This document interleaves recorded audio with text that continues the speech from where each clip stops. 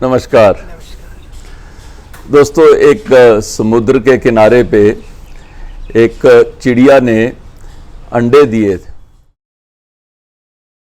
और उसके अंडे जहाँ पर पड़े थे वहाँ पे एक समुद्र की लहर आई और अंडों को साथ लेकर समुद्र में चली गई। चिड़िया ने जब ये देखा, चिड़िया बहुत रोई, चिड़िया ने बहुत हाहाकार मचाई, लेकिन कोई सुनने वाला नहीं था। अब चिड़िया ने अपने मन में सोचा कि मैं इसका बदला ज़रूर लूँगी। उसने जाके समुद्र के पानी में से एक चोंच पानी भरा और उसको बाहर गिरा दिया।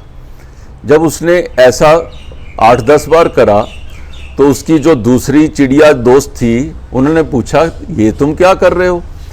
तो उसने कहा कि ये समुद्र ने मेरे अंडों को अपने अंदर समा लिया है और मैं समुद्र को सुखा दूंगी। तो उसने वो पानी को फिर चोंच में भर के बाहर गिराना शुरू किया।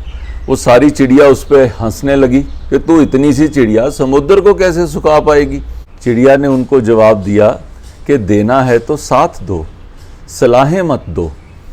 तो ये सुनकर वो सबको महसूस हुआ कि हमें भी उसकी मदद करनी चाहिए। सब चिड़िया लग पड़ी, वो भी पानी भर के बाहर गिराना शुरू कर दिया समुद्र में से।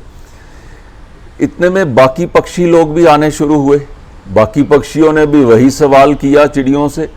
चिड़ियों ने फिर जवाब दिया कि हमारा मजाक मत उड़ाओ, देना है तो साथ दो, सलाह मत दो।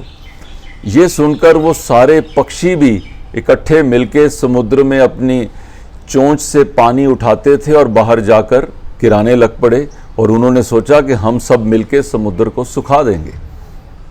जब इतने सारे पक्षी मिलकर समुद्र को सुखाने में लग गए, इस लक्ष्य से कि समुद्र को सुखा के इस चिड़िया के अंडे हम ढूंढ लेंगे, तो ये बात की खबर गरुड़ जी तक पहुंची और गरुड़ जी ने आकर देखा कि समुद्र के किनारे पर कितने सारे पक्षी ये काम करने में लगे हैं और समुद्र को सुखाना चाहते हैं। अब गरुड़ जी जानते हैं कि ये पक्षी इस समुद्र को सुखा नहीं पाएंगे, लेकिन उन्होंने जाकर ये बात विष्णु जी को कही और बोला कि भगवान, ये मेरे कुटुंब का सवाल है, ये पक्षी सारे मेरे अपने हैं, मैं इनकी सहायता करना चाहता हूँ, लेकिन हम लोग मिलकर भी इस समुद्र को सुखा नहीं पाएंगे, आप हमारी मदद करें। तो विष्णु जी ने कहा कि चलो मैं तुम्हारे साथ चलता हूँ। तो गरुड़ जी विष्णु जी के साथ समुद्र के किनारे पर आ गए और वहाँ पर विष्णु जी ने समुद्र से आग्रह किया कि तुम इस पक्षी के अंडे लौटा दो।